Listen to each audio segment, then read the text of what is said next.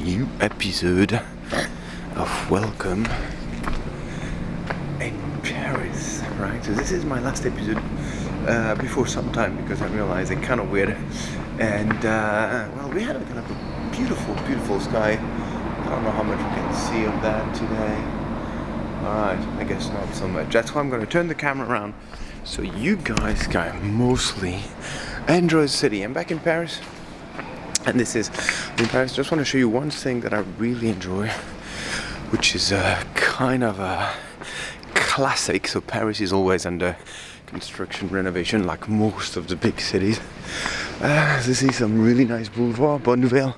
Just over there is a place where you had the first exhibits with the Impressionist, and now we are going for a place that is famous mostly also for being into a few movies, and you got some fantastic shops in here. That street is so beautiful, for being also famous for having a few books. Just right there's a few restaurants I do like. You got Le Grand Colbert all the way up there, which is kind of a super duper classic, I would say, for sure. And that is what I'm going to show you. This one, just right there. People don't like to be filmed. Oh yeah, look at that. It's kind of a funny. It's a guy who's been selling old maps and old books all over the way. He organized the books, and that's where I learn, I would say, maybe 50% of what I know on art history. They're just working on the finishing of the renovation, and I have to say, they did a stunning job. This is the Rocco. I wish I could show you the Grand Colbert right there, but no. I want to show you those famous covered passages. This one is the gallery. Look how nice it was. So basically, they started really in the early 19th century. So that's why this guy is selling right there. This shop is so beautiful. This entire shop is so beautiful. So you just want to have dinner here. Look at this bottle of wine. You want to have a pizza there. This is a kind of a old-fashioned kind of a game shop in Paris, which I love as well. There's a book retailer on the side that I do enjoy, and I want to show you what I do consider as for sure the best craftsman ever. So the whole idea was really back in the 19th century to make the best out of the spaces in between buildings, with going through Paris, through north and south without getting any rain. And that is why they have to make the best of those natural light. They just finished a restoration of this one. Back in the days, you can see it's actually made out of steel, and it's covered with stucco.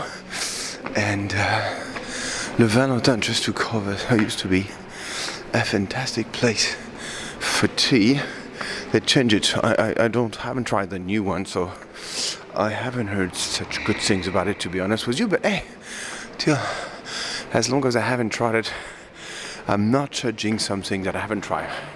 This is still on beautiful lighting. I mean, you just want to have a little entry. Here's a classical cafe when you can just have a regular espresso, kind of old-fashioned. So you can enjoy that place for €1. And don't forget that. Oh yeah, just one thing that is free. I'm all for free Paris. Here is the library, Bibliothèque Charlotte Desbeaux.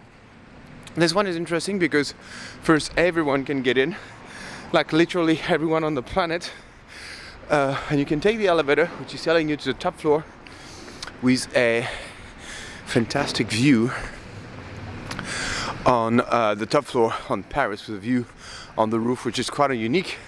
I really wanted to show you that place from the Immaculée, and Notre-Dame de Victoire is the name of that place right here.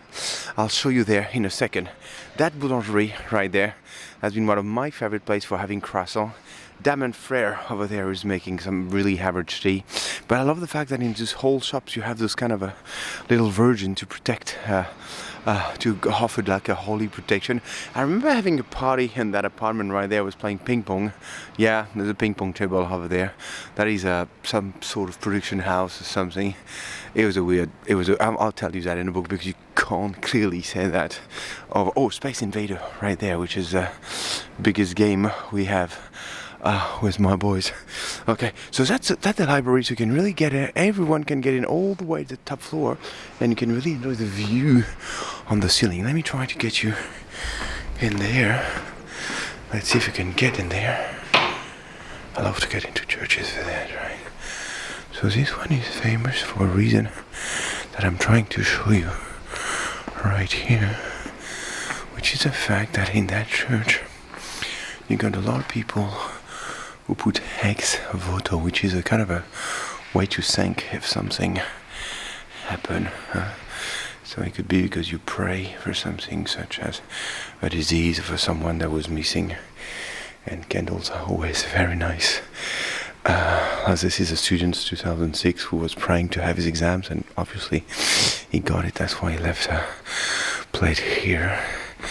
And you also have some fantastic 18th century paintings in the back, right there. Look at that, I love that church for that. I gotta go, they're gonna kick me up, that's for sure. Alright, and you can always offer a Bible. That was a church, look at that place.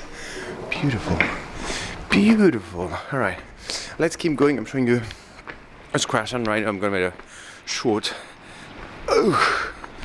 it's gonna be a short little video on the place. So we're continuing as we're entering the Marais right now. What is interesting with there, as I worked here, one of my first job at the Figaro just around the corner, as I worked here, what is funny with that place, Place des Victoires, which is built right there, and the Louis XIV, you're gonna recognize the guy on the horse, that is for sure. Look at the beautiful streets. Oh yeah, you should definitely go Chagall if you're into meat. Chagall, which is a fantastic place for meat and steak. I do not eat meat anymore, but when I did, I used to go there, and it was like, wow, mind-blowing place. This is Place des Victoires. The other one was Notre-Dame de Victoire. This is Place des Victoires, and you can see Louis XIV on a horse, and he's paying homage to the Banque de France. So he's the one who came up with the whole system of the whole banking system. Oh, and you see over there that big Duomo. So that is the Figaro over there. And when I work, as my first job was here, working as a journalist, I was literally working in that building, and it's filled with 17th century private mansion. Why is it filled with a lot of private mansions? Well, that is mostly, and people are getting ready because it's the last day. Oh, I'm gonna get crushed by a massive truck. That's why I have to be a little bit careful. Alright, people are getting ready because I'm shooting that the last day of the year. So I was saying, why is it filled with 17th century building? That's mostly because the Marais, meaning kind of swamp or swampy in English, and you can see it's still all crooked, the building. I really love the look of this building. Is happening because in the 17th century, yes, technically, in the 17th century, and the Louis XIII, the Marais has always been swampy, and at the wheel of the monarch Louis XIII and the money power to dry those lands, which will make those lands where you can finally build something.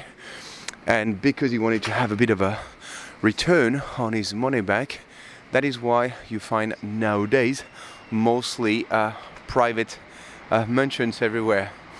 This one is super famous. You find it.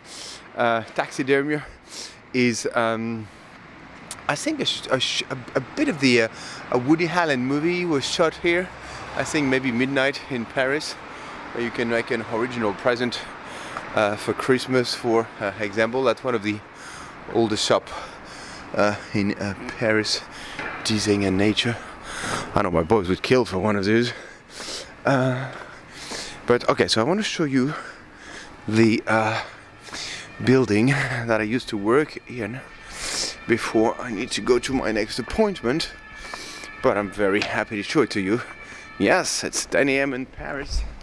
And yes, the police is already using the sirens, as crazy as it sounds, right? So let's get back on shooting. You got really some absolutely beautiful shops here in Paris in this kind of street. I can't really lie to you saying it's not after Christmas. People are getting rid of the trees already. I don't want to brag, but I'm cutting mine into pieces, not dragging it into the street.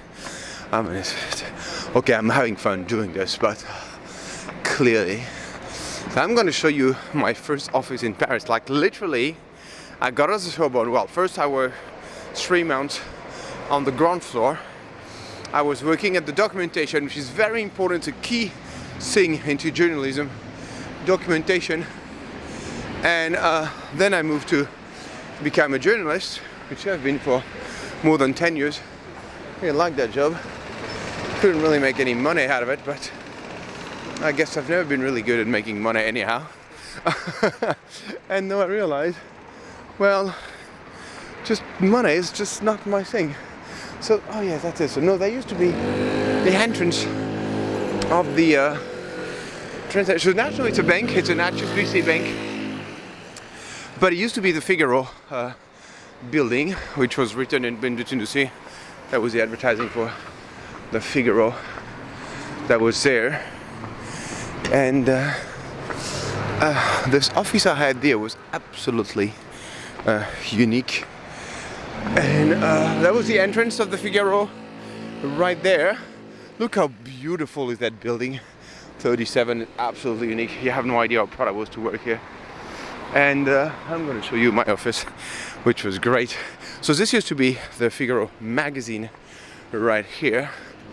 And I used to have my office all the way up there on the top floor. I can even access not the top floor, the floor just before, which is the last floor. And I had this wonderful balcony where I can go for a smoke. I used to smoke as well back in the day. God, I got so many bad habits. I can't even start to begin. I have so many bad habits, right? So now we're just gonna finish by going to a place where poets used to go. Just one thing you need to know about those drinking poets back in the days, and I'm feeling the sky is so beautiful today. Just a few things you need to know about those poets, especially in the 19th century. It's like those guys could not afford a full bottle. So what they used to do is like you can buy the bottle, well, ask for the boss to bring the bottle to the table. And then you pay what we say by the knot. By the knot is like, for example, a kind of a string with like 10 knots on it. And would you start the bottle and you pay only the number of string that you actually drunk, which I find always very interesting. A few very interesting shop. Oh yeah, I've been to a party in one of those top floors building over there for like a sports brand. Don't remember the name really, but I know it's a lot of fun because the views up there are like absolutely fantastic. Café Noir, that's where I used to have. I live in that street at one point. Café Noir, La Rue d'Argot. That is an historical street of Paris, which is 12, well, something like 13th century. It's been here, right? So that's in that street right there. You had the Rue Montorgueil down there. Huh? Orgueil is pride, and pride is mostly because that's the street you take to make money here, right? Oh yeah, so that's here, right there. We're gonna finish with this one. Is already quite a long video, but I mean this neighborhood is really absolutely unique. That's why we're going for it to Le Tambour. So that's one of the court that still look like a little house, which is absolutely beautiful. I really love to come here. You know, it's not a massive building like all the other buildings. It's just a really tiny building, and with a nice structure in the back. right there. That's why I really, really love that place. So please feel free to come and have like a drink or something in there, because it's really, you're really gonna enjoy it quite a lot. It's absolutely a unique place to enjoy and to finish a party. I'm gonna leave you on that beautiful sky. Thank you for watching Love in Museums, and don't forget, no matter what you do, if you're not doing it with a smile, well, you might be doing it wrong. Take care.